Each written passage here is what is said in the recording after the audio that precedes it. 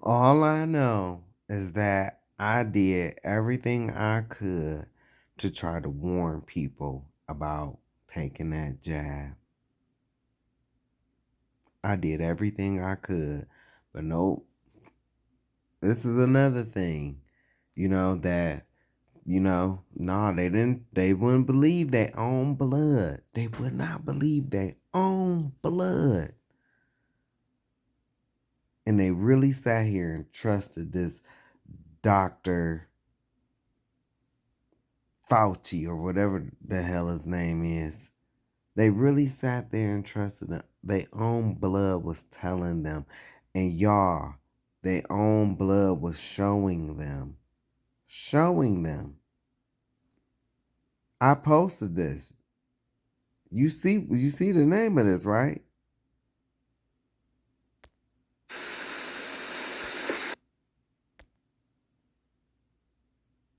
Look. I posted this. Look. See at the bottom right? I posted this 4 years ago.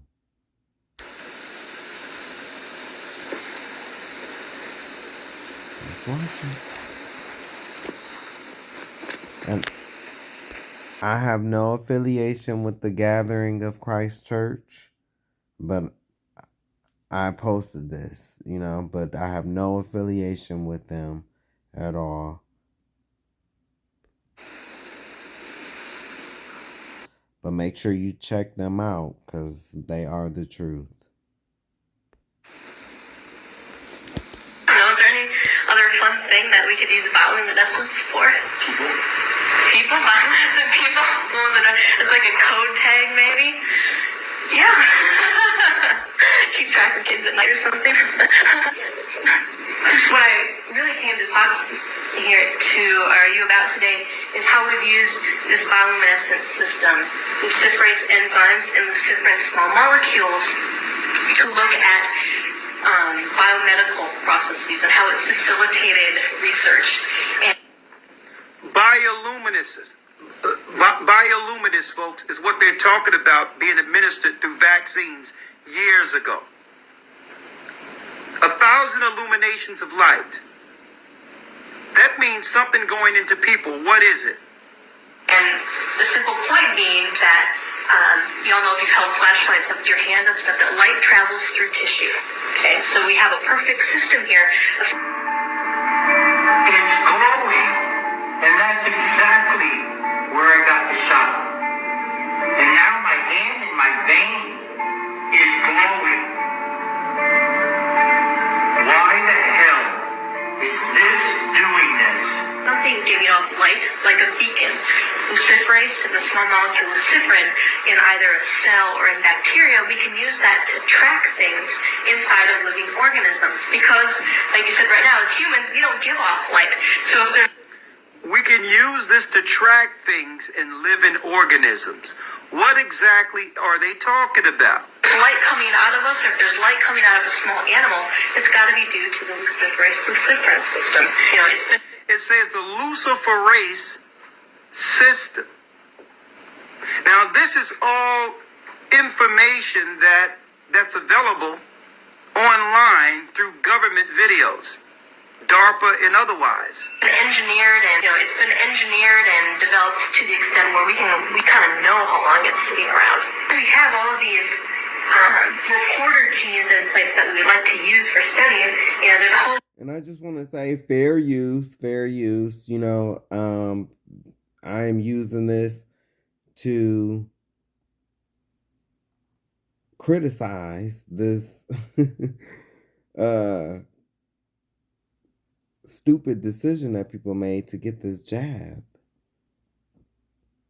Bunch of brute force methods to actually get them into a cell of interest. So you can use different viruses, lentiviral, retroviral transduction. You'll probably come across these terms at some point in your career. You can hit them with some chemicals to burst open their membrane and let that gene come through. You can even shock them with electrodes to let that gene come in. And once you have that gene inside the cell, just simple application then of the luciferin small molecule produces the glowing cell. And folks, they're sitting here laughing about this stuff years ago before they even launched the campaign of 2020, which was an event. They're laughing about this. Laughing about what? I need you all to look at your screen real quick. And then I'm going to go back in scripture, just stick with me. I need you all to check this out. What are we seeing here? All right? Let me pull it up so you all can see it.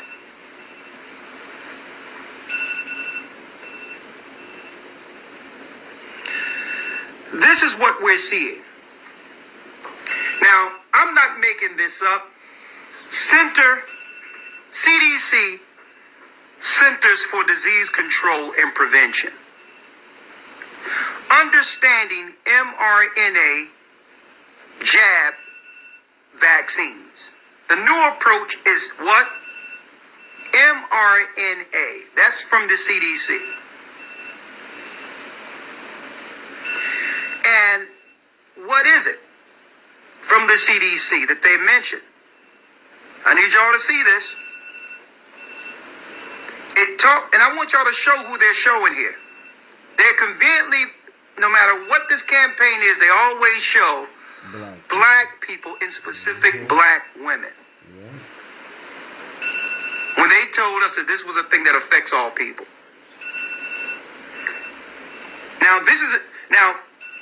Christ wouldn't suggest this for any people. But you're going to always see black people, in specific black women, as the face of it. Right? But there's one thing in particular I would like to show you all. Right? It says COVID-19 vaccines are not interchangeable if you received a Pfizer, BioNTech, or Moderna COVID-19. Now, this is all that you'll see actually on their webpage, that is an mRNA. Right? I need y'all to check this out. In that is what you would call, matter of fact, let me go straight to it. Luciferase is what she mentioned in that study, in that presentation. Luciferase. Luciferase is a genetic term for the class of oxidative enzymes that produce bioluminescence, like she just mentioned, and is usually distinguished as a photoprotein. Remember they talked about that spike protein? The name was first used by Raphael Du Bois, who invented the words luciferin and luciferase for the substrate and enzyme, respectively. Both words are derived from the Latin word Lucifer. This is what you have put into your bodies. That's what you put into your bodies. Little John ain't so crazy, huh? But see, he loved you enough to tell you the truth. I'm going to always hammer that in there. He loved you enough to tell you the truth, but you was waiting on TD Jake the Snake Mistake and create a flow of dollars. That's who you was waiting on to tell you this. But they weren't going to tell you this because they was too busy taking your money. But I tried to tell you. I tried to warn you.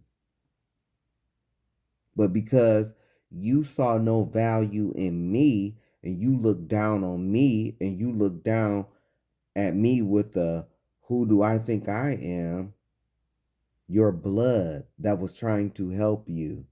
But, oh well. Meaning, light bearer.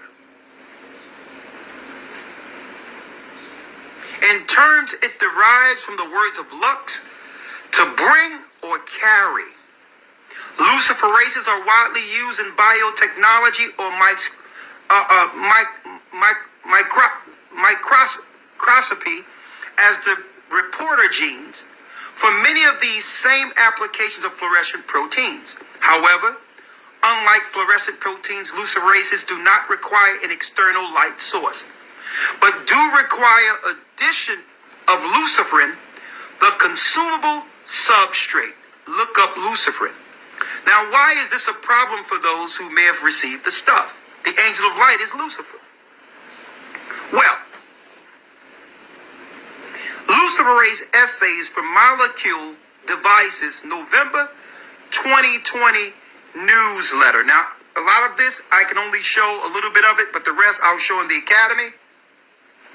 Look at this here. Luciferase essays to aid in your COVID-19 jabs research. Luciferase and enzymes that use a substrate called luciferin, along with the oxygen and ATP in an energetic process that produces light, like the yellow glow of fireflies. Now, these are regular journals. Molecule Devices newsletter, a science newsletter that tells us that they're going to help with this research. Now, let me go to the next one. Let me go to the next one here. Stick with us. Here's a paper directly from the Connecticut.gov site. CT.gov. What ingredients are in the vaccine? Now, when you go into the ingredients of the vaccine, folks, and this is their paperwork, not mine, I need you all to pay attention to this protein in particular. SM102. SM102, which is part of the Moderna and Pfizer. You'll find, in particular, SM102 in the what? Moderna. In particular, the ingredients. Now, let's find out what SM102 is. This blew me.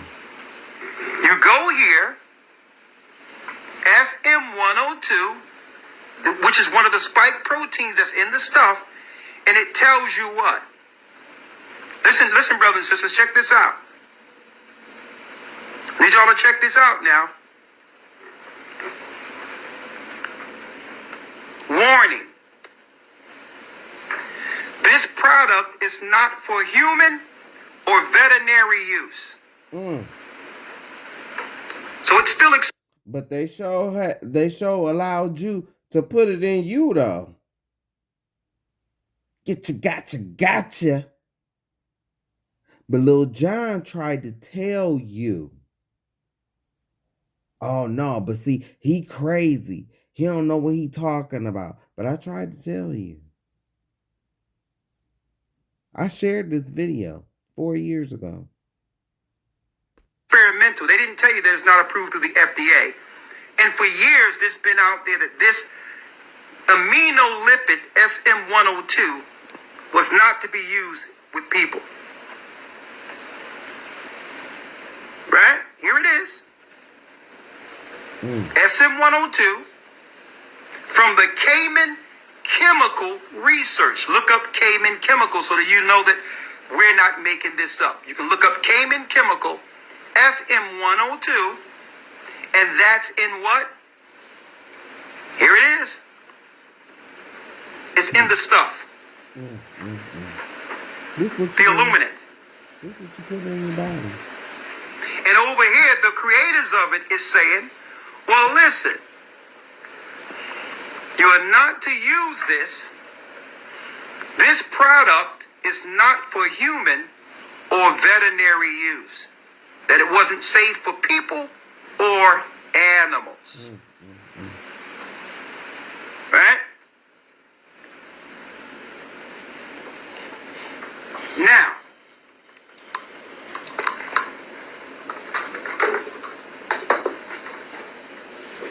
it's an illuminant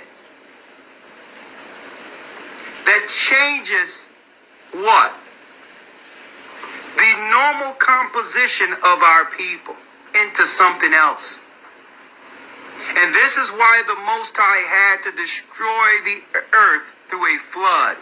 When the Nephilim gene began to spread amongst the normal population, creating children for Lucifer. Creating children for Lucifer. Now, this is where it gets deep. This is where it gets real deep.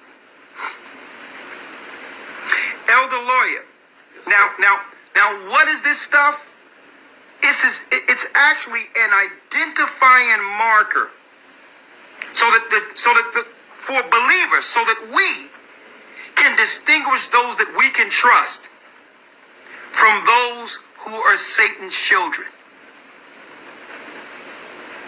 It's really a marker for us. The people who walk in darkness and don't understand, it's not for them to understand. See? It's for those who are looking at the Bible to understand. And so that the Most High gave us an insight on who has already chosen this world over crisis. He did this for us. Because without this, we would know, we would think all things are relative and all people has a shot or an opportunity, and we would care and do all these things outside of them caring. So this is the point of prophecy where the Most High is saying, no, it's time to back off. These people have already chosen their God. It's not what they say with their mouth. It's the God they served over my warning. I'm here to let you know that if they would choose this, there's nothing they won't do. And how do we know this? Because a lot of this stuff in them, once it's triggered, actions will actually begin to unfold beyond their control against us. Now, I said this, I shared this. I didn't say this, but I shared this 4 years ago. And I have said that the people who are the quote unquote majority that's done taken this bullshit are going to try to engage us. And then I think about, I'm sorry, but I think about when I be seeing a lot of women and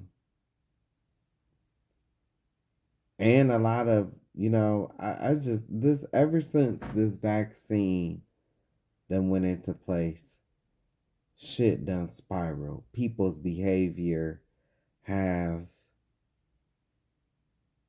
plummeted into darkness, like into deep darkness. And it's going to get worse. And I'm just here to remind you, if you don't understand why, it's because of what you've injected into your body. Just like them chemtrails, it all adds up, man.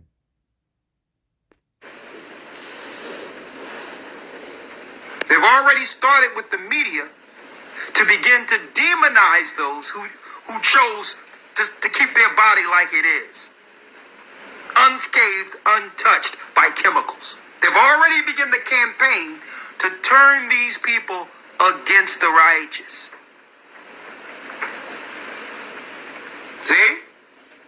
It went from, well, I just want to make sure the children are good in school, I want to make sure that I'm social distancing. Well, I'm going to do this so I can go out and do what I normally do, and I'm safe because I have it, to, well, okay, now let's go after the enemy who chose not to do what we've done. It's totally done flipped now. It has nothing to do with you being safe. It's now targeting other people and using that same population to go against people. That's an army. Yep. You cannot say I did not try to warn you. That is a lie. Why your pastor ain't told you this? Like I said.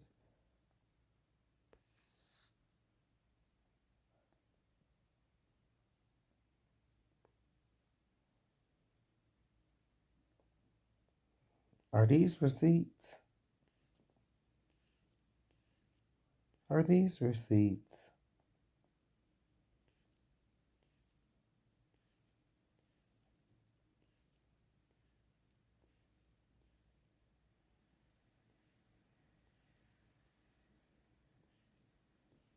Hmm.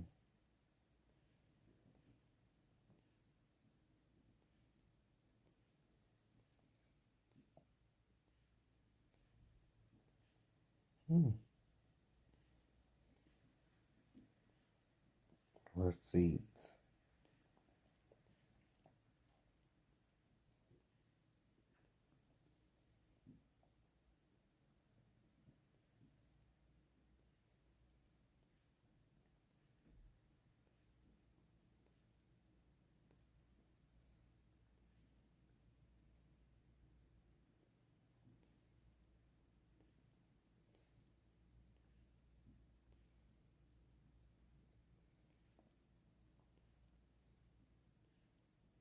Hmm.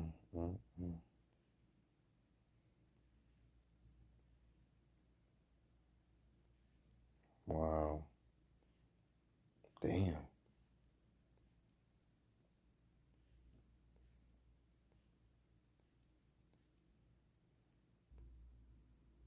Just receipts.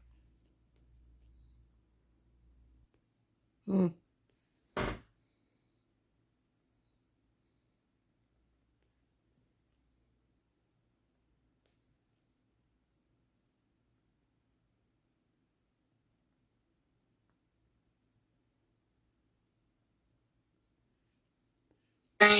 I went to a few events and a few parties that were in close quarters with lots of people. The following Monday, I felt like every time I would stand up, I was going to pass out or fall. I was in the middle of a meeting. I was about to give a presentation. Look.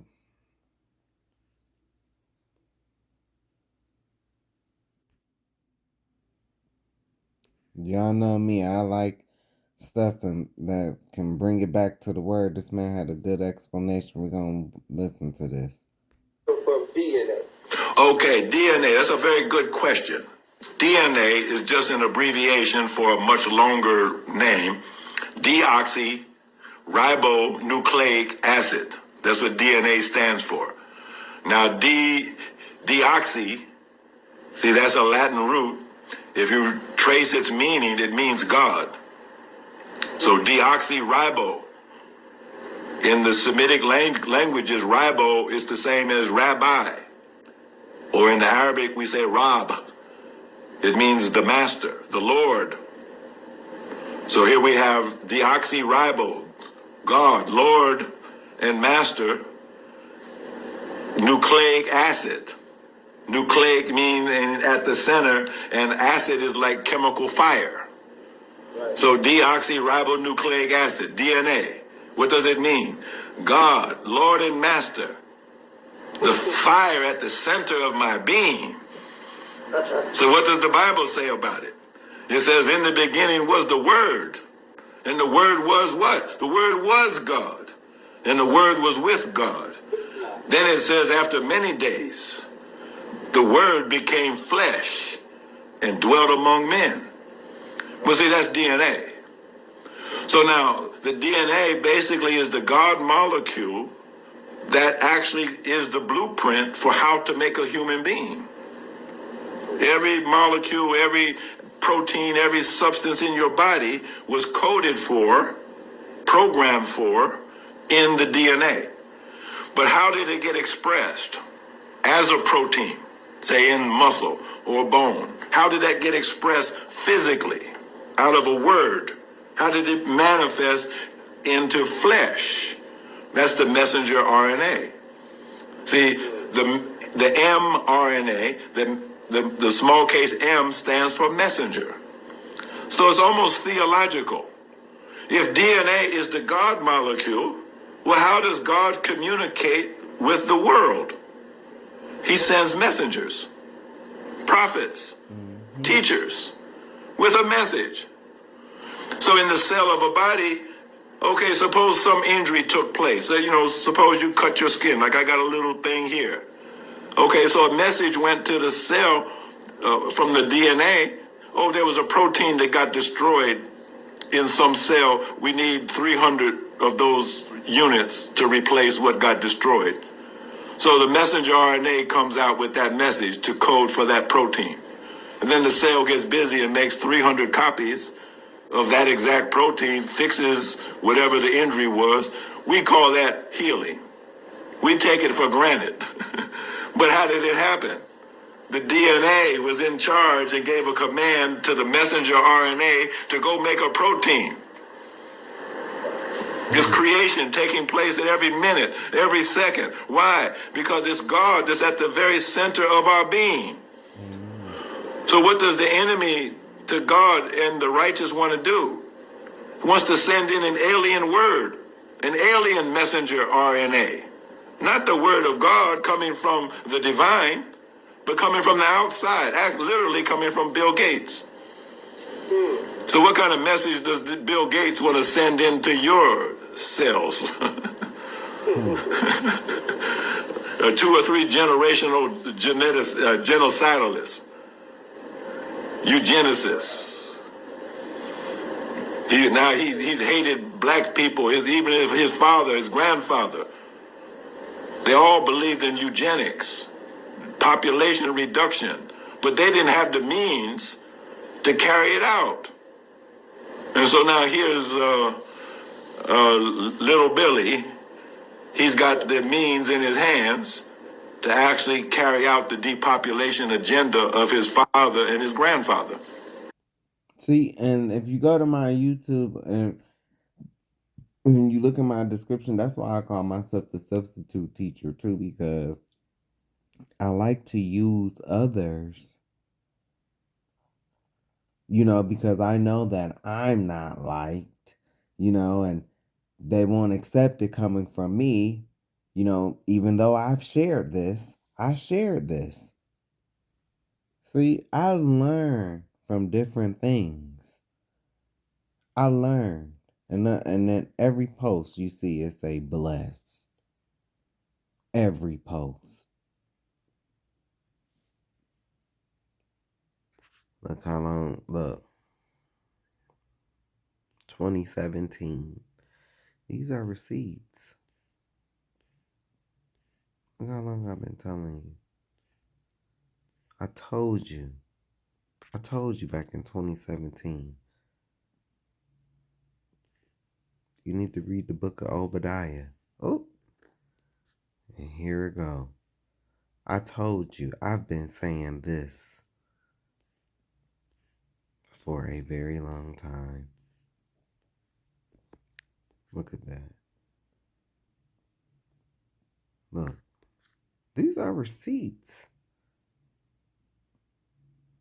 Now that video at the beginning of this was from 2021.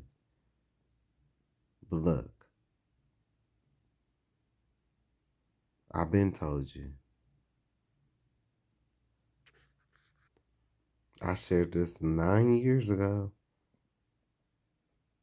Well, I reshared it 5 years ago, but 9 years ago. See, memories? Yeah.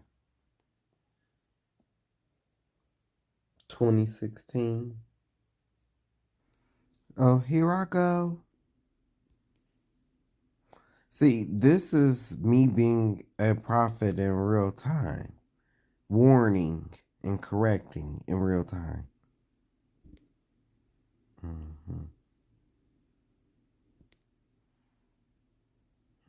I said, no.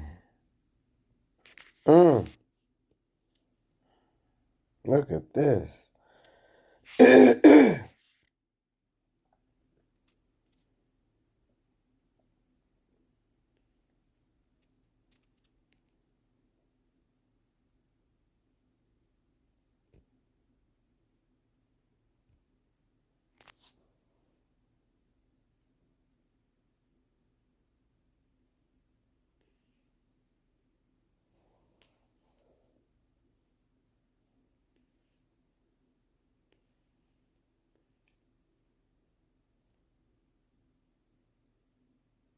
This is me trying to warn. This is all me. I typed this.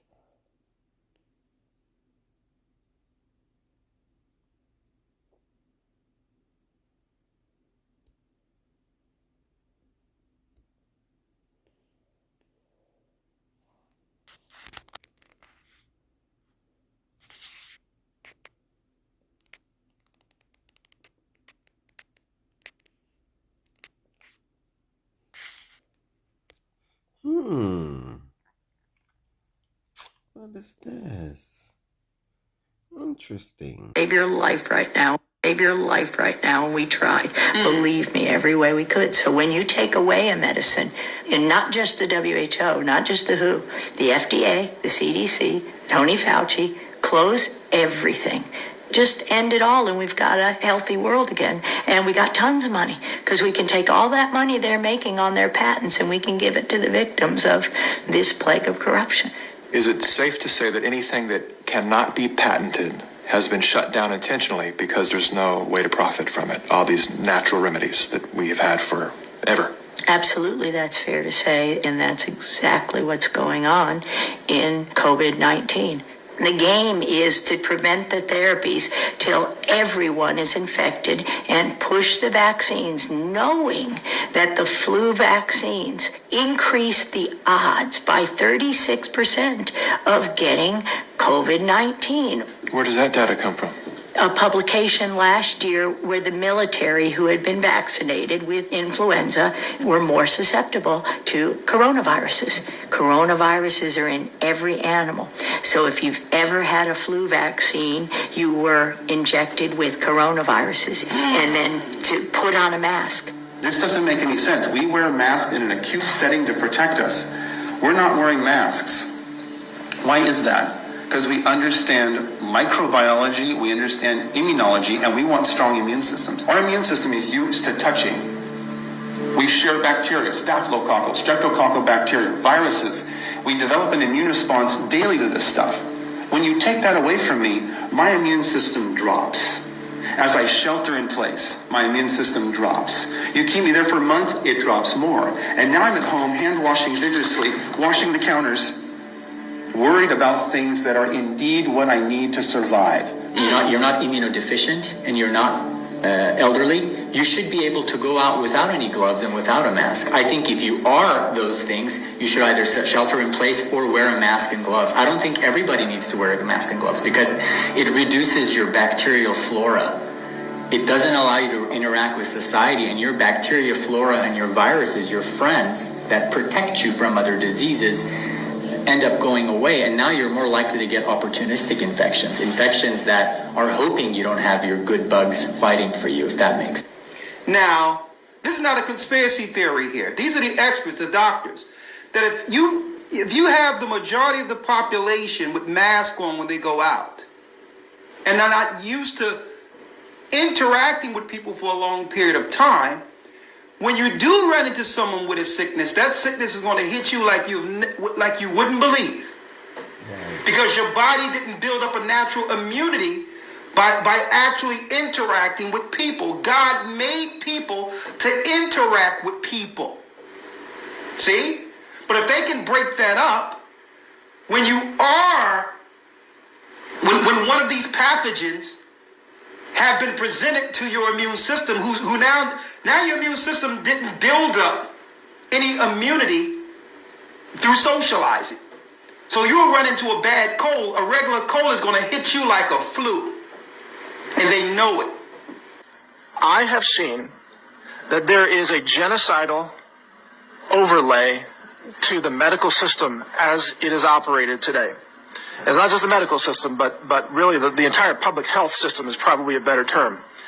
There is a racist, genocidal targeting of black people, and it's more insidious than I think you can imagine.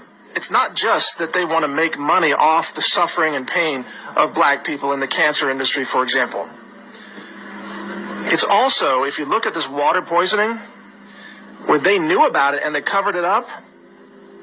Look, I'm an expert in heavy metals. This is what I do in this lab. I test for heavy metals, okay? Lead is lead causes mental retardation. It is one of the most well-known, well-documented side effects of lead exposure or lead consumption. It's no coincidence that this poor 2021. Oh, can't say I never told you.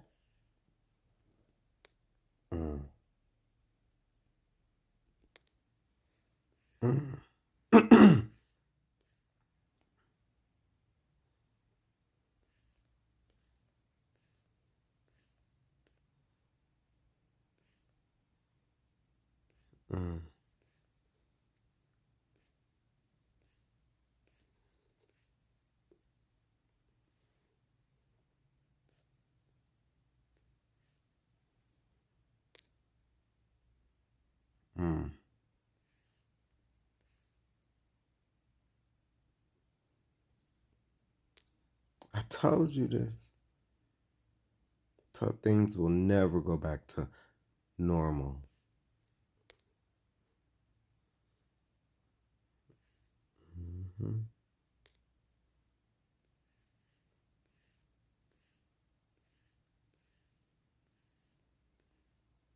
I told you.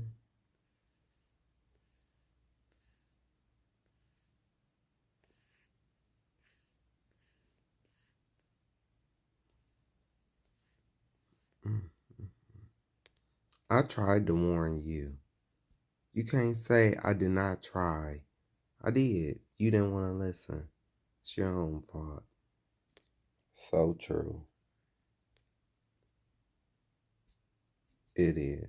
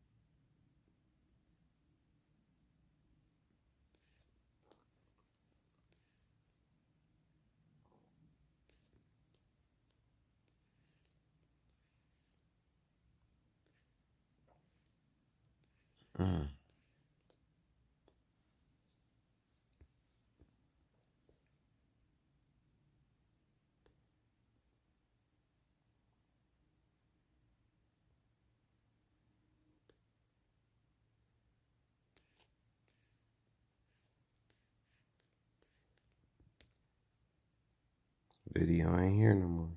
And then the next thing that happens in this chess game that's being played is that biological weapons are released on China. You heard this being discussed in this meeting. They will release a flu-like virus that will be genetically targeted against the Chinese population. And you think they won't do it? Okay, let me remind you of something. What did they put on the blankets and gave to my ancestors, the natives? They gave them blankets with smallpox on it. That is called germ warfare. So if you think they already did it. It's racially targeted against the Chinese people. It's designed to spread like wildfire and to knock out a large number of the Chinese people. And these people in this meeting were laughing about this. They said, China will catch a cold. Those were their words. China will catch a cold. Now, I posted this years ago. I posted this, I think, back in 2020, right? This is before China became, well, China was already like a mega power. We already know that. But I posted this in 2020, and now look at what's going on with China and the U.S. today. Well, look at what all they done been through. You don't see the plan? You don't see the plan. Come on now. They was trying to stop China from getting all that power. They were laughing about the fact that these biological weapons will wreak havoc among the Chinese population.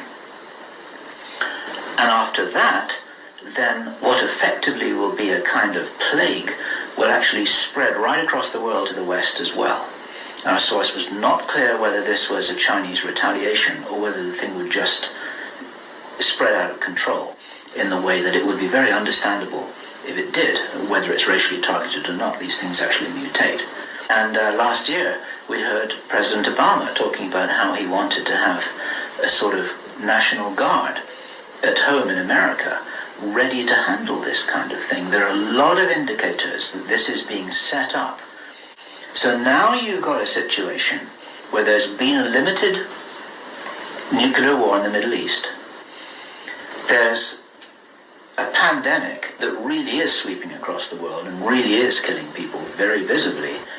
And you've got this totalitarian military lockdown in all the governments in the Western world because everyone's going to be in panic about all of it. And what's going on today? What's going on in the so-called Middle East? And then, he said, then the real war starts. Something that would be justifiably called the Third World War, with a much more major nuclear exchange. And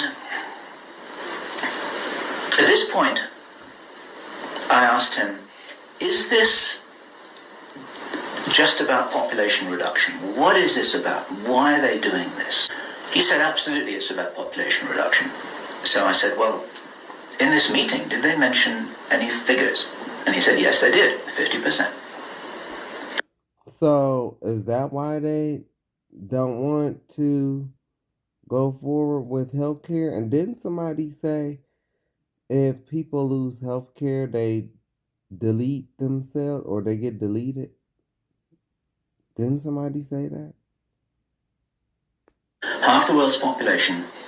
This is planned as per the Georgia Guidestones. For those of you who don't know what the Georgia Guidestones are, it's a stone monument in Georgia in America that was erected anonymously a number of years ago. It's in 8 languages, and it's like an Illuminati manifesto for a new world, as it were. And just hold that thought about this being a manifesto for a new world. This is an important concept here in what I'm presenting. One of the key parts of this manifesto for this new world is that there should be a population of 500 million people. Now, 500 million people is an enormous reduction from the nearly 7 billion that we've got at the moment. That's pretty much 95% of people who would no longer be on this planet. And 50% is a step towards, during which time there is heavy governmental military controls over populations in all Western countries. Then China is attacked by a biological weapon. It's a flu-like disease that spreads like wildfire. This goes all over the world, and then they have a major Third World War. And then, by this time, 50% of the population will be destroyed. And not only... Why don't it go like this, though? Why don't it ever go how they want it to go? 3 letters. G-O-D. The Most High. Ahaya, Ashar, Ahaya. Thank you, Father. Thank you, Heavenly Father, for not allowing us to get what we truly deserve. Thank you for your grace. Thank you for your mercy. Because of the war or the plague, but because, as many of you watching this will understand, the infrastructure goes down in situations like this. There's no food in the supermarkets, there's no gas in the pumps, there's the telecommunication goes down, there may not even be water coming out of the taps. People are... Seems like we on our way to that, don't it? Food shortage in supermarkets, prices raising. Thrown back into a Victorian era without the facilities to handle this, because most people don't have their vegetable gardens, they don't have their horse and cart, they're not able to survive in the way that we used to be able to. Yep, I shared this back in June 2nd, 2020. Remember Colin Powell?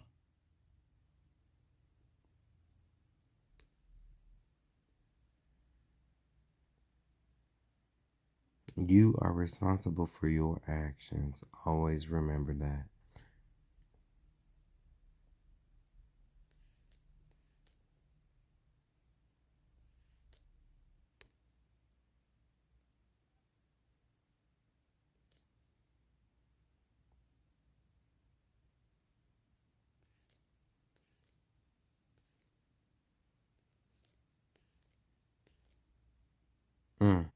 Now look, this right here, what I just touched, this, I showed this, man.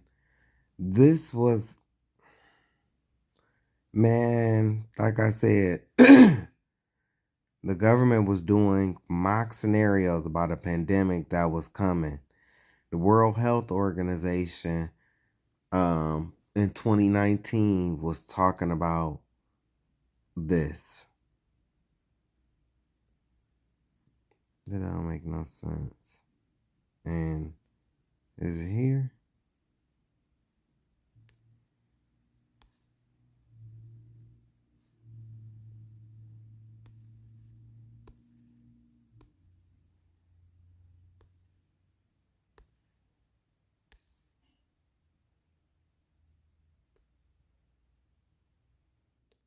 I did all I could to try to warn people.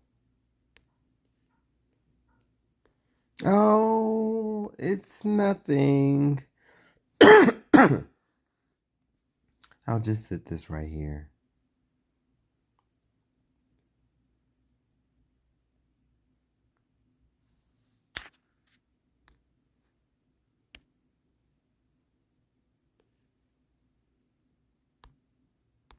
Times being what they are, your wife was driving around the city with an unauthorized vial of SARS, Mr. Hopkins. Times being what they are, we have to wonder why. She's dead. Does it make any difference now? If she had friends, it does. Oh, because those people never work alone. Her father passed away last August. We went to Riyadh for the funeral. She spent some time with her brothers. Was there anything different about her when you returned to the States? Yeah, of course she was different. Her father had just died, and her mother had passed away 6 months earlier. You know, you'd have liked her mother. She was British. Look, Mr. Hopkins, if you know anything about this, you need to tell us now. All right, let me check her Palm Pilot. You know, because I think she's got Jose's home phone number. Hey, stop it! We have an outbreak of SARS.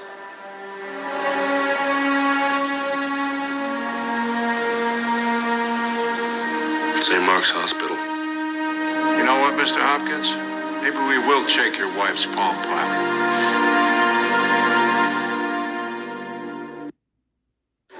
Right now, there are only 12 sick people.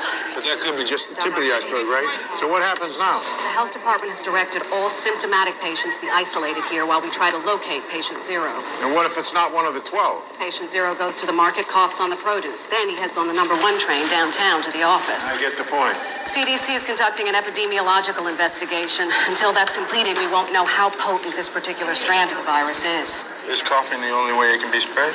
Typically, the virus is transmitted through the respiratory system, but the CDC recently banned blood donors who travel to SARS-infected regions. We're going to need a list of all the isolated patients. The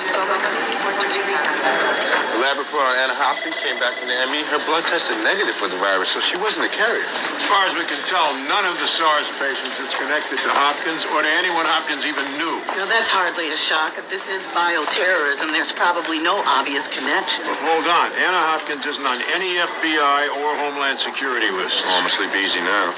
Detective Briscoe, friend of Anna Hopkins on line 2, says it's important. Thanks. Detective Briscoe. She knew it was wrong, but she didn't know what to do. Driving around with SARS? He made her do it, that bastard. What bastard are we talking about? Dr. Ego, that's who, her boss. Blanchard? He told us they had special couriers for that. Look, I'm just telling you what Anna told me. Did she tell you why she took the chance? Because he told her to, that's why. I said he was crossing the line by making her pick up his lunch, but this, I mean, she could have really gotten sick. What was she supposed to do with it? Get rid of it? Where? I don't know.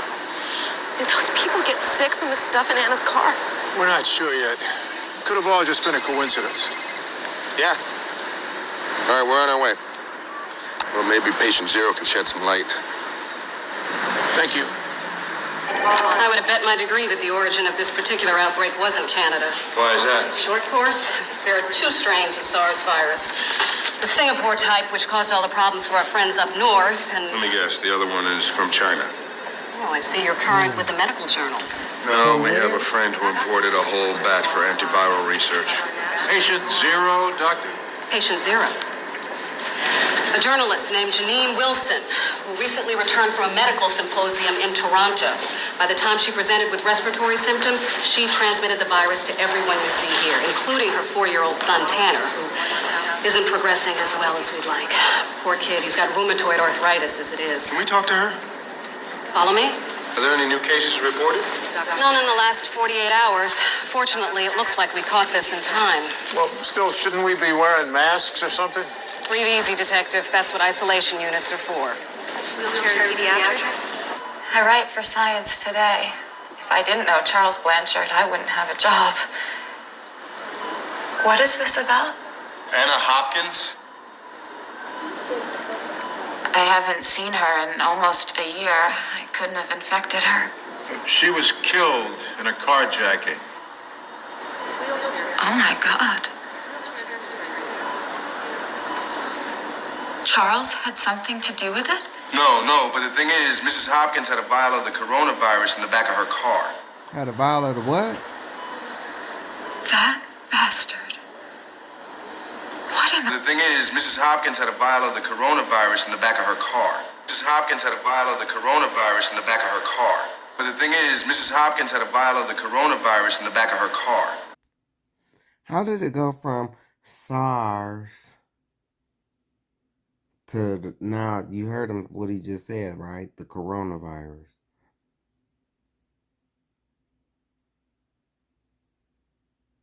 Then you heard earlier how they were saying, oh, it's 2 types. One was from Singapore and the other one was from where?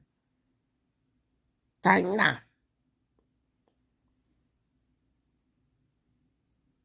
They have to show it to you first before they do it. And look at the comment. Well, this aged well. Sure did.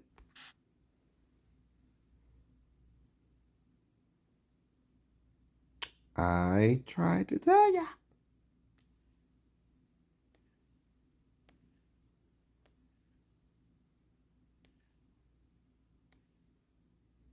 So this is where we at. Come on, let's play some of this.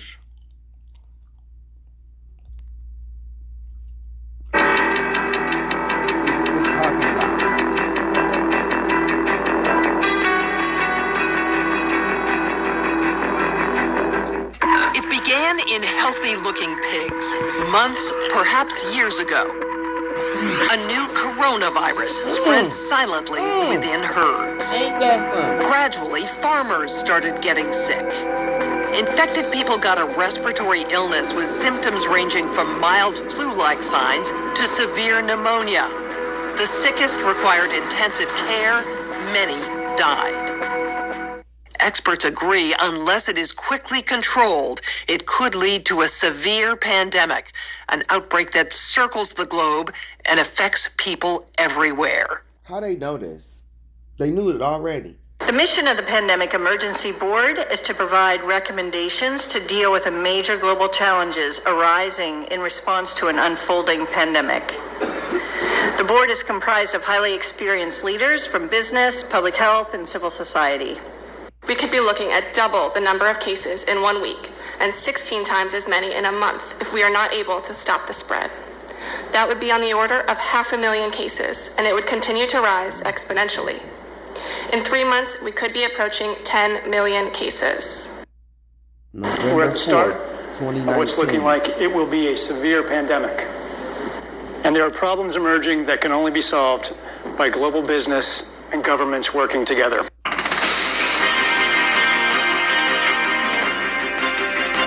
We have known about CAPS-like viruses in animals and people for decades, but have not been successful at developing a licensed vaccine. And sure, there are new technologies that may help, but it's going to be difficult. I am not optimistic about having a vaccine in time to be relevant during this pandemic. So the policy crisis in question for this board in this meeting is this. How should governments, business, and international organizations allocate and distribute pandemic antivirals and medical supplies to the people who need the most? What we've seen work very well in the HIV field is, in fact, procurement through the Global Fund. So having a centralized mechanism, so financially able to procure on behalf of affected countries can be critical. I think the second thing is it's going to be very important that for the business sector, for manufacturers of antivirals, that we have clarity around what the need is and where the need is and who are making the decisions. I think that given that the countries most affected are those that are low and middle income countries with unequal access to technology, to finances, the UN has a worldwide footprint, universally recognized, and universal membership. A global stockpile would certainly help ensure more rational and strategic allocation, but the reality is that we don't have the logistics capability, even within the UN, to bring that together in one place and run it. So this is where I think a collaboration between the international organizations like the World Health Organization and the private sector, which runs these supply chains for many purposes every day, understand where the supplies are, make smart decisions about how to allocate them to the people who need them in the places that need them the most, and then work with the industry to move those supplies from where they are today to where they need to be. Fair use. Just to underscore the point that cooperation among supply chain providers or businesses that have huge supply chains can add a lot of efficiency to the whole process. The question is, can you, through this international mechanism, really promote commitments to doing this as quickly as possible and give people a sense that actually if they contribute more, that they will have a better chance of protecting their own populations and their country's security and health? So to be completely clear, most of this production would already be committed in contracts. Yes. It is almost unheard of that people are producing product without having a forward commitment for the consumption of that product. So the first thing that needs to be done, because this is not something that the countries currently control, unless countries are going to bring about emergency situations and co-opt an existing supply chain. I think it's not likely, I agree, that countries are not going to buy countermeasure to put into a global supply without retaining a large portion of it for themselves.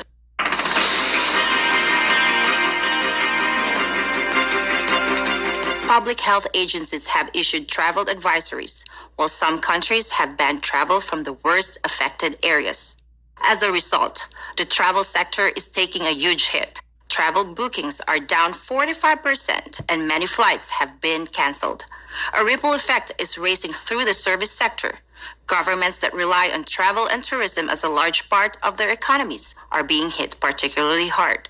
How should national leaders, businesses, and international organizations balance the risk of worsening disease that would be caused by the continued movement of people around the world against the risks of profound economic consequence of travel and trade bans? If there's some sense that there's a UN institution that can do all of this, then I worry we're suffering from a delusional disorder on the power of the UN.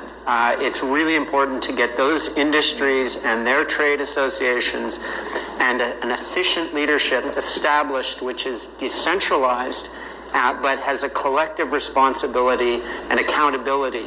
And that needs to be supported by the public leadership. What is essential, what is non-essential travel, we have to clarify this.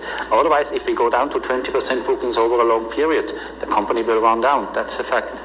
Yeah, there's a whole complex set of issues in a highly interdependent world on supply chains that are just in time. We need to think about how much flex there is in that just-in-time supply chain system and make sure it keeps running. I think it's going to take specificity, and it's going to take knowledge that only the private sector has. The UN can play an important coordinating facilitation role, but the companies know where those commodities are, where they move, how to move them, and that's where a type of public-private collaboration that we have not generally had in these crises needs to be put together pretty quickly. We are not out of money yet, but the fact is we are trending in a dangerous direction and something needs to change. So the policy question for this board now is how should financial resources be prioritized? Are there nodes that we cannot allow to fail? What is your sense of priorities? We don't have money to pay for all of these urgent problems. So at the moment, we want the funds, right? You need the money. So where's the money? So government kind of supplies some money. A lot of, private sectors, some are sitting here, so you have some money. But now you need a really coordinated, centralized efforts. Hotels will be experiencing, crippling losses doing that. And we know that the hotel business in itself makes up 5% of the GDP. Governments need to be willing to do things that are out of their historical perspective, or for the most part, it's really a war footing that we need to be on. We shouldn't underestimate the power of entrepreneurship. We need to escalate that, whether it's through, the government's helping with tax breaks or, subsidies of that nature to increase manufacturing of those types of products. It can happen quickly. A Marshall-type plan, don't mean to say that exactly, but a Marshall plan that can go into effect can stimulate change very quickly. Countries are reacting in different ways as to how best to manage the overwhelming amounts of dis and misinformation circulating over the internet. In some cases, limited internet shutdowns are being implemented to quell panic. How much control of information should there be, and by whom? And how can false information be effectively challenged? And what if that false information is coming from companies or from governments? I think it's very important that we make sure that there is concise communication with all healthcare facilities where these patients are being treated so that there isn't mass panic. We're at a moment where the social media platforms have to step forward and recognize the moment to assert that they're a technology platform and not a broadcaster is over. They, in fact, have to be a participant in broadcasting accurate information and partnering with the scientific and health communities to counterweight, if not flood the zone of accurate information, because to try to put the genie back in the bottle of the misinformation and disinformation is nigh impossible. One thing we haven't spoken about, and I'm wondering whether it's time to talk about this, is a step up from the part of the governments on enforcement actions against fake news. I personally do not believe that trying to shut things down in terms of information is either practical or desirable. And we do have, I think, a couple of strategies that are available to us, one of which is the flood strategy, second of which is relying and informing and equipping trusted sources of information with the facts so they can then pass that on. But we also need to actually think about a technological answer to this. The outcome of the CAPS pandemic in Event 201 was catastrophic. 65 million people died in the first 18 months. The outbreak was small at first and initially seemed controllable, but then it started spreading in densely crowded and impoverished neighborhoods of 65 million people, that's what they wanted to happen. See, that's what they want. That's what they was trying to plan for. And I'm showing you everything, the Georgia Guidestones, and how they want to take, like 95% of people off of this earth. And look at what's going on today, y'all. They plan for this. Cities. From that point on, the spread of the disease was explosive. Within 6 months, cases were occurring in nearly every country. The global economy was in a free fall. The GDP down 11%. Stock markets around the world plummeted between 20 and 40% and headed into a downward cycle of fear and low expectation. This is a mock Businesses scenario. were not borrowing, banks were not lending. Everyone was just hoping to hunker down and weather the storm. Economists say the economic turmoil caused by such a pandemic will last for years, perhaps a decade. The societal impacts, the loss of faith in government, the distrust of news, and the breakdown of social cohesion could last even longer. We have to ask, did this need to be so bad? We have to ask, where are we at now? Isn't that all of what she said, the distrust in government and everything that she listed? Isn't that what's going on now? And who was in office the last time and dropped the ball with their evil scheme in the first place? I shared all of this.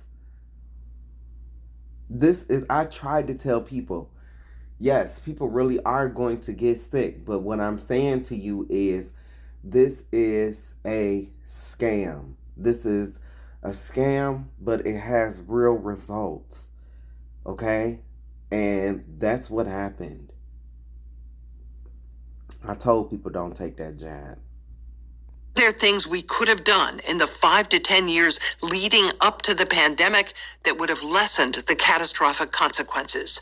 We believe the answer is yes.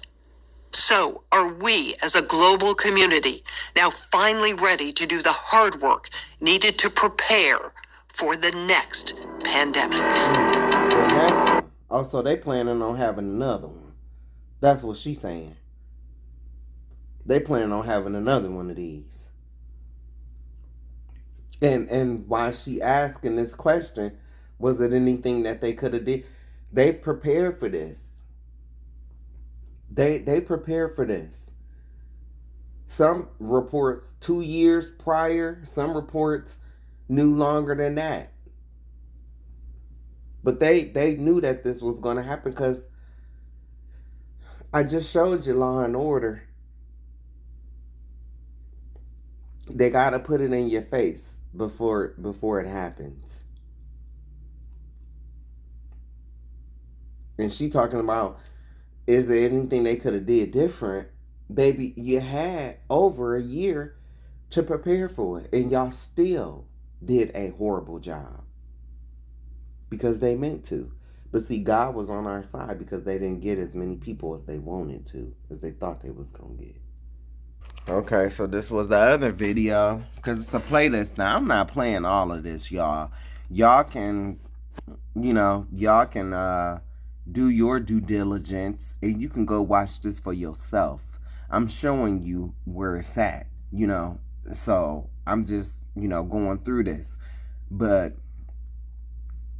this is the next video, and we're going to just play a little bit of it, because you see it's an hour long. Yeah, and I ain't, no. You see that this was done in... Hello, everyone. I'm Anita Cicero, Deputy Director of the Johns Hopkins Center for Health Security, and today I will be your Master of Ceremonies for Event 201. On behalf of our center and our partners, the World Economic Forum and the Bill and Melinda Gates Foundation, I'd like to extend a very warm welcome to our audience here in New York, as well as our larger virtual audience participating online today. The goal of the Event 201 exercise is to illustrate the potential consequences of a pandemic and the kinds of societal and economic challenges it would pose. The scenario also highlights the very critical role that global business and public-private partnerships play in preparing for and responding to pandemics. Today's scenario is going to simulate meetings of a multi-stakeholder group called the Pandemic Emergency Board. This board has been urgently convened by the World Economic Forum, and Johns Hopkins has been asked to moderate the board meetings and provide expertise during the board's deliberations. Thank you, Anita, and good morning and welcome again on behalf of the Center for Health Security, the Bill and Melinda Gates Foundation, and the World Economic Forum. Welcome to Event 201. 201. Throughout our session today, I hope that number will represent two dimensions of our work to strengthen global health security. Between business and government. The recommendations will be critical and will be promulgated and communicated broadly at the end of this meeting. I done skipped. On the left screen, as we have this meeting, you will find a dashboard of information about the pandemic that will help us in our conversations. As important background for this discussion, we want to start the meeting by viewing this news story that just aired on Global News Network. It's fake.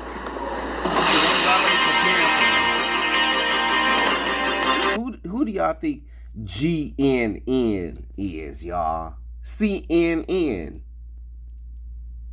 CNN? GNN? Come on, man.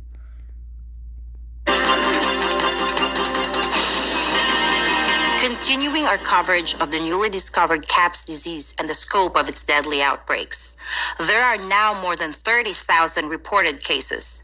Experts warn this may be just the beginning of a global problem.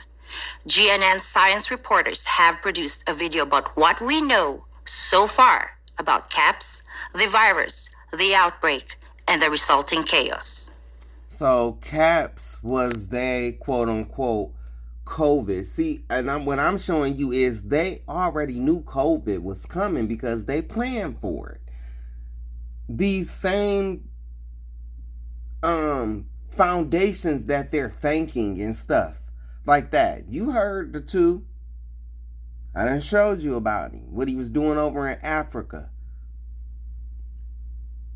This is a fake news. You know, ain't no GNN news, you know, this, but this was all make-believe, like if this was to happen, this is what it's gonna look like type of thing. Okay, that's why you see her here. And so they knew about this. CAPS is a novel coronavirus related to those viruses that caused the frightening SARS epidemic in 2003 and the deadly MERS outbreaks in recent years. Scientists think each infected person in turn infects on average 2 more people. This disease is proving more transmissible than SARS or MERS and about as contagious as influenza. Essentially, the cumulative number of cases is doubling every week. At this rate, we can expect to see 16 times as many cases in a month unless we find a way to interrupt transmission. The virus appears to be spreading rapidly in densely populated and impoverished neighborhoods in some megacities in South America. CAPS is a serious respiratory disease. More than half of the recognized cases have required hospital care, creating a huge strain on healthcare systems. The fatality... CAPS is supposed to be that quote-unquote COVID, like how they... Okay, so just remove CAPS and put COVID in here. Like we saw on the news. And they use South America as their little testing ground, quote unquote. You know, instead of, you know, America. They was preparing for this. This is the same stuff that we was seeing here in America. They just was doing a mock drill in South America to bring it here. Rate is about 10%.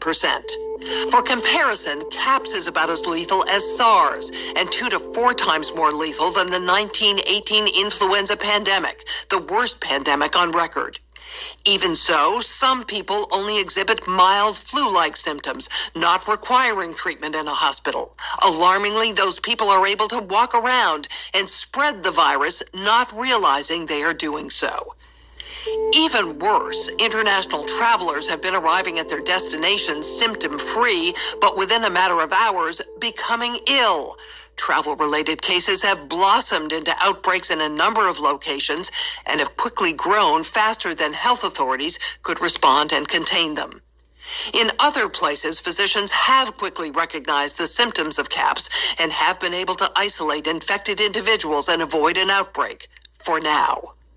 Global public health experts are very concerned about this disease because it appears the virus is readily transmitted through the air from person to person. Essentially, all people are susceptible. Experts agree unless it is quickly controlled, it could lead to a severe pandemic, an outbreak that circles the globe and affects people everywhere. Models developed by leading public health authorities indicate a CAPS pandemic could lead to an outcome worse than the 1918 influenza, which killed 50 to 100 million people worldwide. Given the global population is 4 times larger than it was in 1918, if these models prove accurate, we could be looking at hundreds of millions of deaths over the next year or two. Okay, now we're going to get a briefing on the numbers and distribution of cases by Dr. Caitlin Rivers. As you've just heard, the outbreak is very worrisome. The vast majority of cases are occurring in Brazil and other South American countries. However, as you can see on the screen, there have been some spread to Portugal, the continental United States, and mainland China. Our models project that with continued spread in Latin America and predicted spread to additional countries, we could be looking at double the number of cases in 1 week and 16 times. Now this was fake, y'all. I keep repeating this, but this was fake. This was a mock drill that they was doing.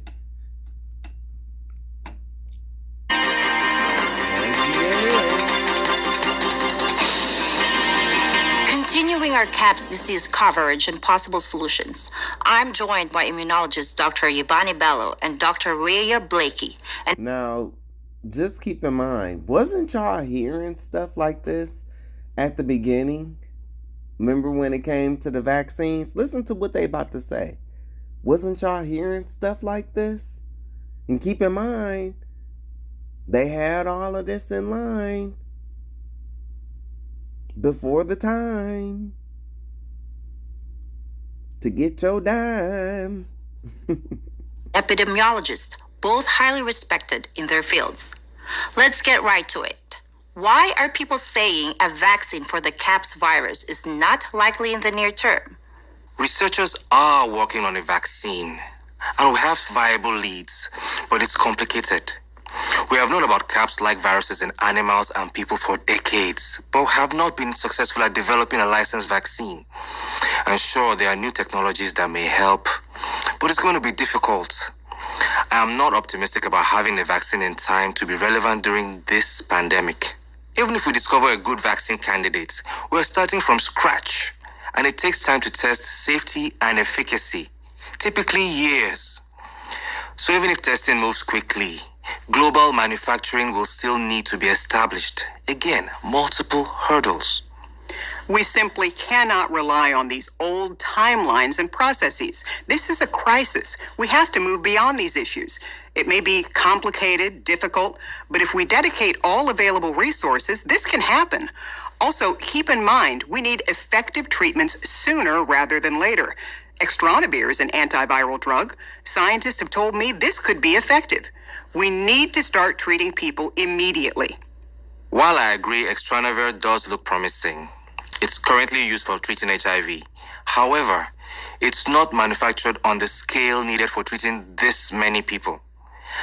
And will we just stop using it for HIV treatment? How will we get this drug in the quantities needed? She rock rough and stuff with her afro puffs. Hey, rock on with your bad self. Nah, you gone, sister. Gone, my sister. All right, so the scenario now advances 3 weeks to November 7th, 2019, to the second meeting of the Pandemic Emergency Board. Thank you all for reconvening on short notice. Let's get an update on the pandemic. Very short notice. Thanks, John. In the last 3 weeks, we've seen a significant escalation of the pandemic. Previous projections appear to have been accurate. We've gone from about 35,000 cases to... Dr. Rivers. All right, we want to show you the latest news on the impacts of the pandemic on trade and travel, which will be the focus of this discussion.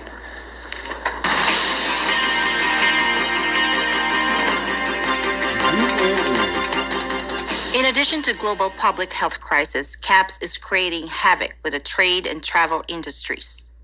The frightening public health toll of CAPS continues to mount. Patients are overwhelming healthcare facilities around the world, including many of the makeshift triage and temporary care facilities. People are avoiding public spaces out of fear of infection and in compliance with public health recommendations. This has had a dramatic effect on the retail and service sectors. Businesses of all kinds are struggling to operate, let alone provide basic services as their workers have fallen sick or refused to come to work. Some companies have allowed telecommuting, but for most businesses and employees, this is not an option. Public health agencies have issued travel advisories, while some countries have banned travel from the worst affected areas. As a result, the travel sector is taking a huge hit. Travel bookings are down 45%, and many flights have been canceled. A ripple effect is racing through the service sector. Governments that rely on travel and tourism as a large part of their economies are being hit particularly hard.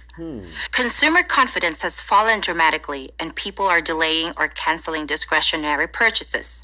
As a result, manufacturers are scaling back production on many goods. On the other hand, staples like food and medicine are being hoarded. Mandated border closures and trade restrictions are creating severe localized shortages. The Purchasing Managers Index suffered its sharpest decline in 50 years, a leading indicator that markets are preparing for a prolonged period of economic disruption. In some regions, politicians are adding to the noise and confusion through social media.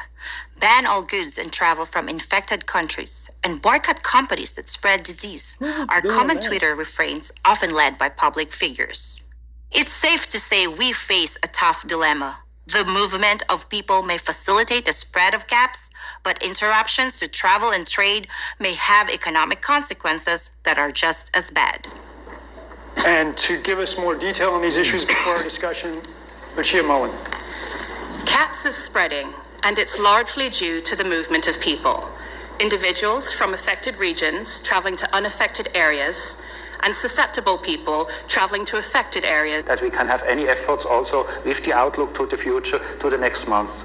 And travel advisories are also impacting reporters who aren't able to get to the impacted areas, so the right information is not being disseminated. A lot of the information that is going out to the public is through social media, so as we put out those travel advisories, there's a real need to make sure that the newsrooms have the right information to know when their news reporters are going to be safe, and how can we get the right information disseminated rather than hearsay on social media. Thank you. And wasn't that what was going on? A bunch of hearsay. Nobody really knew what was really going on, even in leadership, it was a bunch of mess. But look, they knew this was coming. Tim's point about short and midterm. So government leaders. Yes. Should be behind that. Yes, Latoya? I agree with that 100%.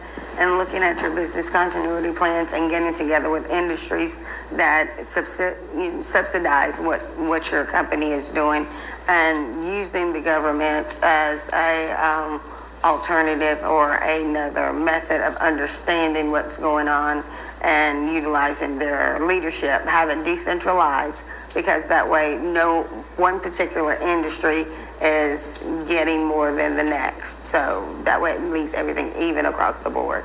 I see. So industry should be, the travel industry should be broadly part of that. We need to be broadly a part of that. Coordinating international approach, okay? Right. Yeah. I think we also need to think about the healthcare workers who are traveling to some of these countries on a normal basis. A lot of these healthcare. Next segment, finance. Welcome back. Please silence your phones. We now pick up this scenario 3 weeks later at the third meeting of the board on November 29th, 2019.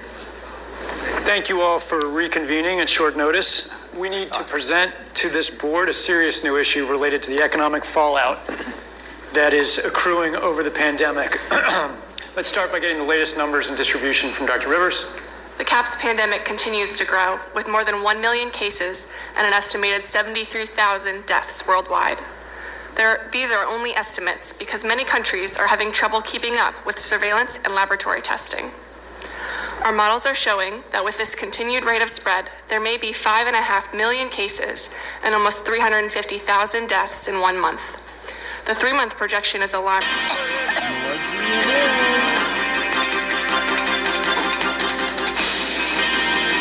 The response to the CAPS pandemic is now the most expensive international emergency ever. Political leaders around the globe are faced with many impossible dilemmas, including financial. We have two guests today to discuss the bottom line of catastrophic response. First up is economist Dave Gamble. Are we out of money? The best way to answer that is no, we are not out of money. Yet. But the fact is we are trending in a dangerous direction and something needs to change. You have been quite vocal about that and generated some controversy along the way. Well, look, you know me. I try to avoid controversy. But come on, common sense says it shouldn't be controversial to suggest our response should prioritize both lives and livelihoods. Absolutely, we need to save lives. We all know someone who's been affected by CAPS. But we literally cannot afford a heavy-handed response that suffocates our economy. Pragmatism is a wise choice. I mean, what exactly are the risks and benefits of slowing air travel, of staying home from work? Didn't we hear all of this? Did we not hear all of this? Closing schools, disrupting supply chains, interfering with our reliable channels of communication and news. Sure, some of these steps, then from CAPS. No question, there is a lot of suffering. Let me welcome Dr. Juan Perez to this discussion. Is Dr. Gamble wrong? Actually, in a way, we agree. Responders, whether international organizations, governments, or even employers and families, each are weighing risks and benefits. And there is not a one-size-fits-all approach, as there are different appetites for risk. What I will say, in my mind, our response should aim to protect every life we can. Of course it should be. But let's be frank, letting the global economy slow to a halt puts lives at risk. Yes, but there does need to be a balance. Okay, you both agree balance is paramount. Theoretically, that's an easy choice. But leaders are now faced with very real and very tough decisions. Just last week, traditional sources for emergency funding had exceeded their limits. As new mechanisms are being discussed, there is consideration as whether funds should primarily support health emergency response or prop up economies. Precisely. And we do need these funds sooner rather than later. Funding shortfalls are putting lives at risk and extending this devastating crisis. Again, we seem to agree. We cannot shortchange. Okay, to go deeper on this, Dr. Eric Toner from our team is going to give details about the financial situation. Thank you. The economic impacts are being felt in all countries. In fact, losses are greater in the wealthier countries despite having fewer cases. This chart shows economic projections for global per capita GDP. If trends continue, preliminary modeling from leading economists suggests there could be an 11% decline in GDP at the one-year mark into the pandemic. Okay, we will now advance 3 weeks to the fourth and final meeting of the Pandemic Emergency Board on December 18th, 2019. Okay, thank you for reconvening, and let's get an update from Dr. Rivers. In the last 3 weeks, case numbers have continued to grow exponentially. We now have an estimated 4.2 million cases and 240,000 deaths. Almost every country is now reporting cases, and those who aren't may simply not have the resources to conduct surveillance. Debate that just happened on air today.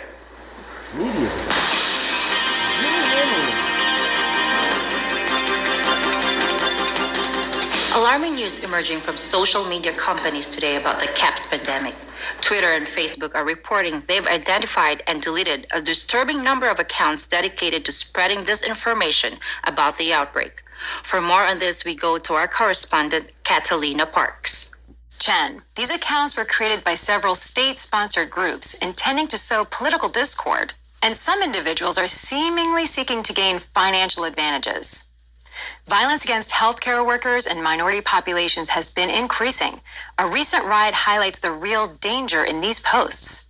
Countries are reacting in different ways as to how best to manage the overwhelming amounts of dis and misinformation circulating over the internet. In some cases, limited internet shutdowns are being implemented to quell panic. Thank you, Catalina. For more on this, we are joined by experts on crisis communications and social media, Kevin McAleese and Sarah Lee. To me, it is clear countries need to make strong efforts to manage both mis- and disinformation. We know social media companies are working around the clock to combat these disinformation campaigns. Man. And so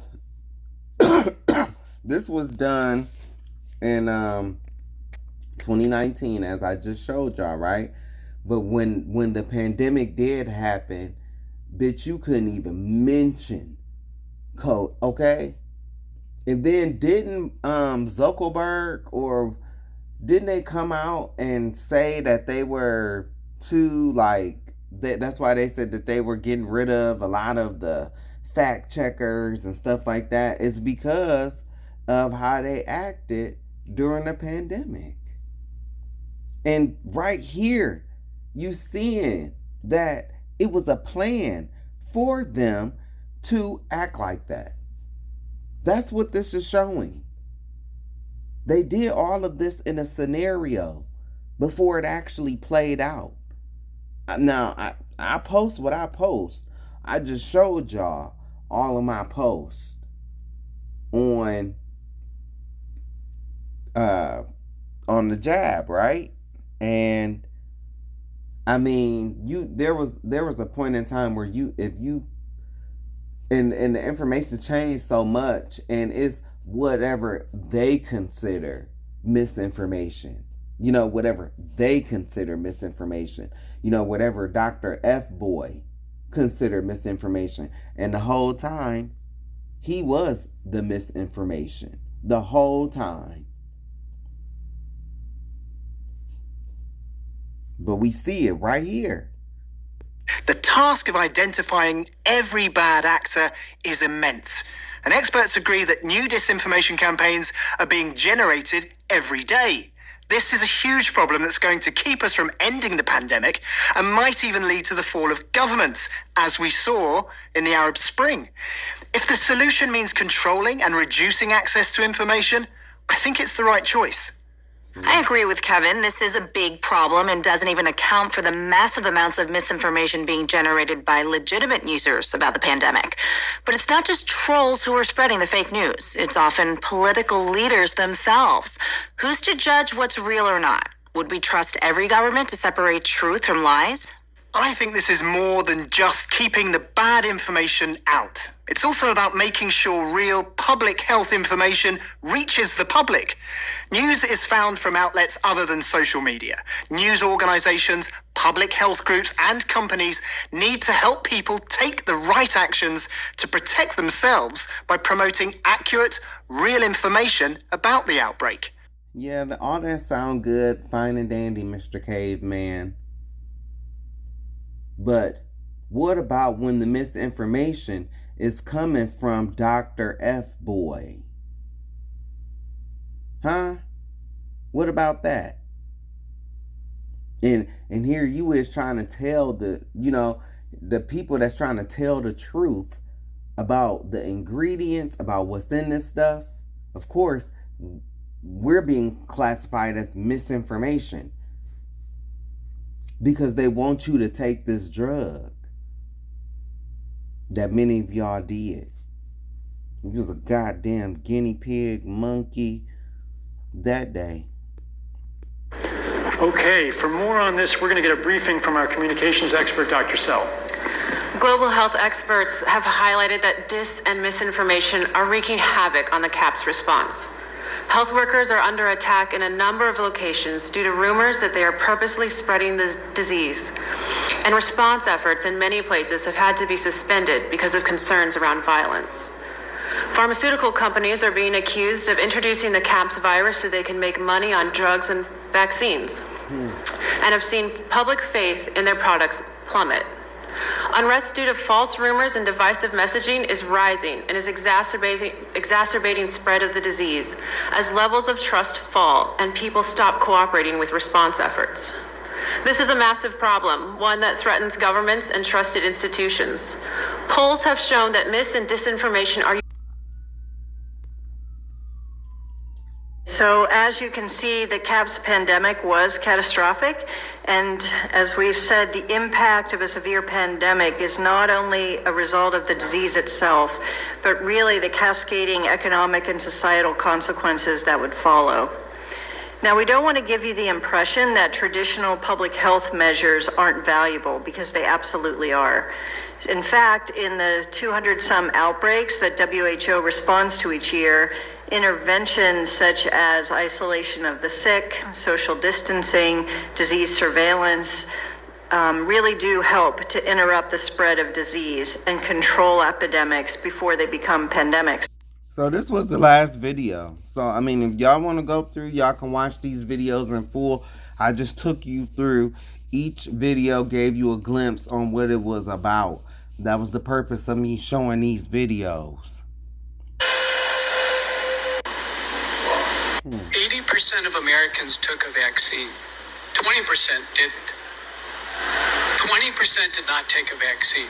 The vaccine was never safe enough for me to take. Messenger RNA, devised by Pfizer and Moderna, has been chemically modified to be unassailable to enzymes in the body to be broken down. The messenger RNA is found in the human heart of people who die after the vaccine. It's found in the brain. The spike protein is found everywhere in the body.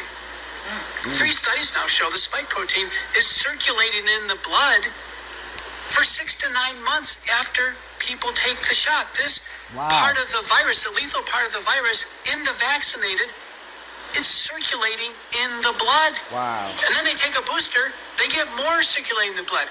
It is a killer protein. It cannot be safe. It was not safe by design. Safety trumps efficacy. We cannot tolerate false drug claims. And we saw a poster behind Senator Blumenthal making a false drug claim that vaccines saved millions of lives, specifically the COVID vaccine. Well, let's take a look at that. When someone signs consent for a vaccine, Senator Blumenthal, does the consent form say it's going to save their lives? Of course it doesn't. It's not on the FAQ. There's never been a prospective, randomized, double-blind, placebo-controlled trial ever showing that COVID-19 vaccines reduce mortality or hospitalization. There's not even a valid non-randomized study. Thankfully, COVID mortality went down for 3 reasons.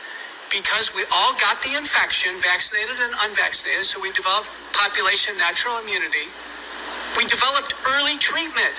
Credit to Operation Warp Speed. We used all the Operation Warp Speed tools, additional drugs. We treated patients with multi-drug protocols at home so they don't go to the ER.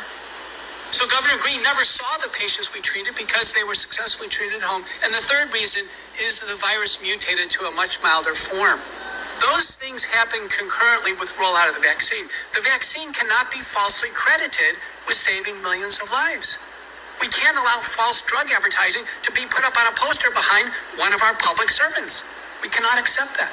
So let me quickly...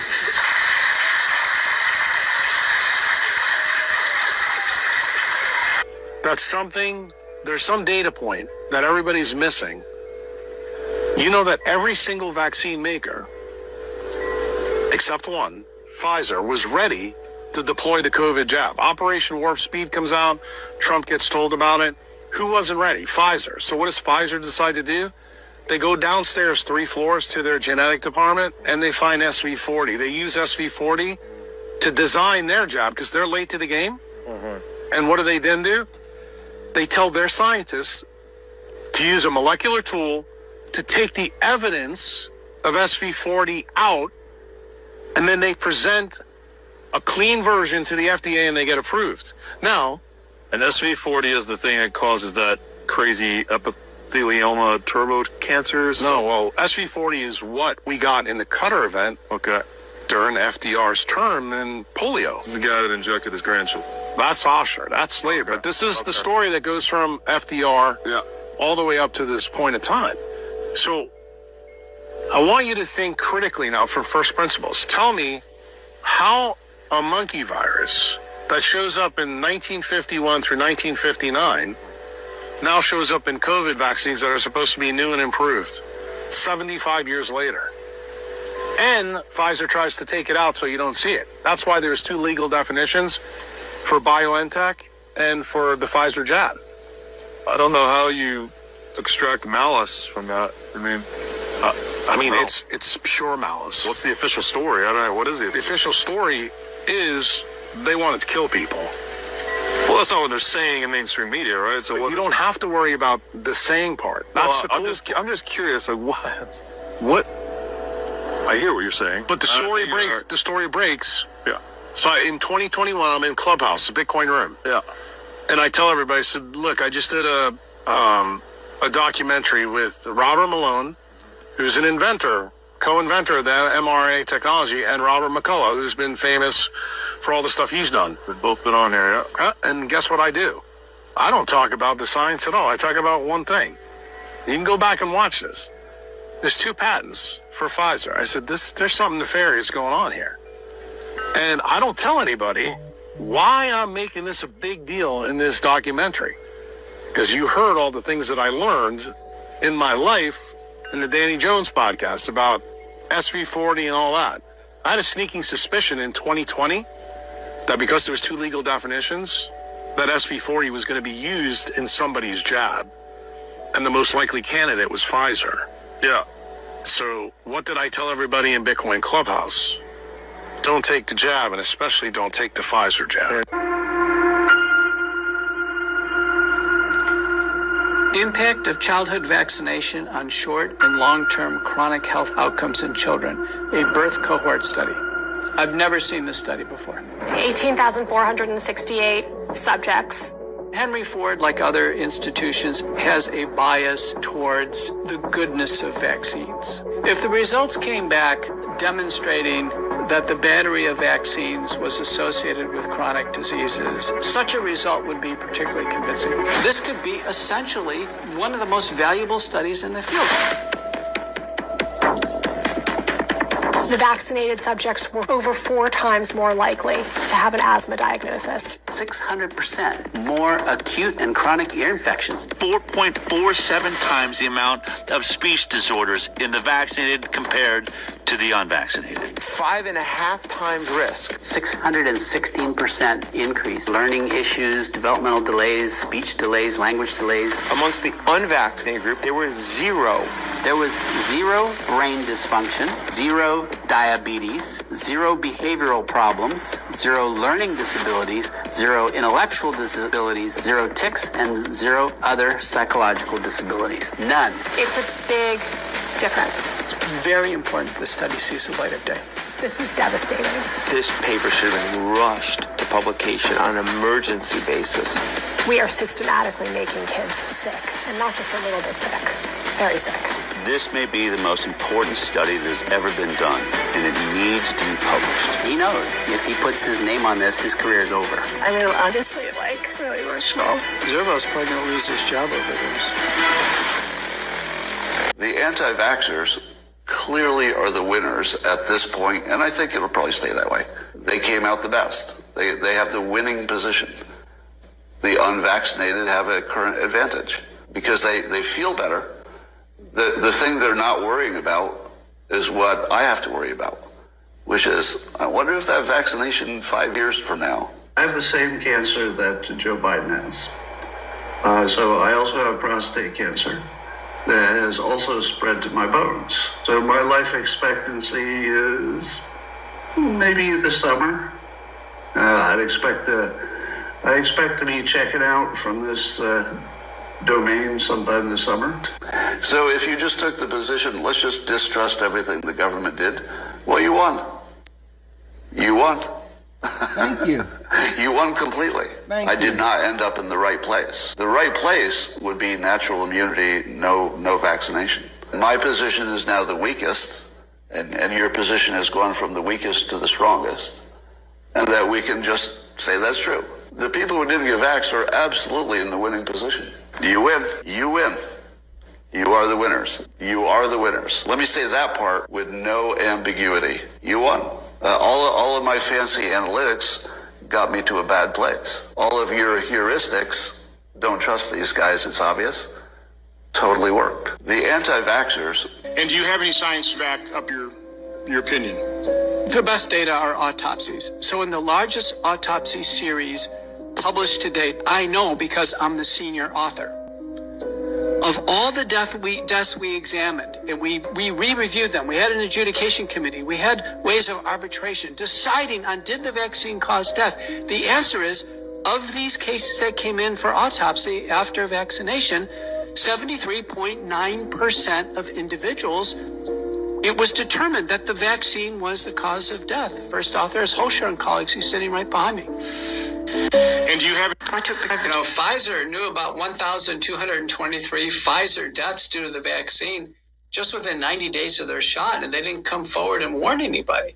That's like a CDC? I don't know what it's called. Isn't it like some sort of, you have to blacklist? There should be FDA should have a black box warning. Yes. Pfizer should have pulled their product off the market. But it looks like Trump really got played by Pfizer. Here's the backstory here. Pfizer's big horse right now, their pharmaceutical horse that's earning them money, tons, billions, is a drug called Eliquis. Yes. Eliquis. It's for blood clots. Well, why are we using so much Eliquis? Because there's so many vaccine blood clots. Yeah. Well, listen to this. The competitor to Eliquis is Xarelto. Xarelto just went full generic this month. And so Eliquis goes for $600 a month. And now the competitor, Mark Cuban just put this out there, and GoodRx has the competitor for $60 a month.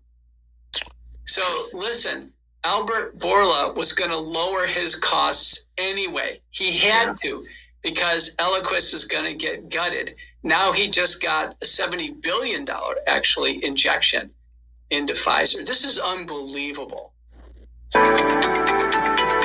See, that's what it was all about. It was all about money.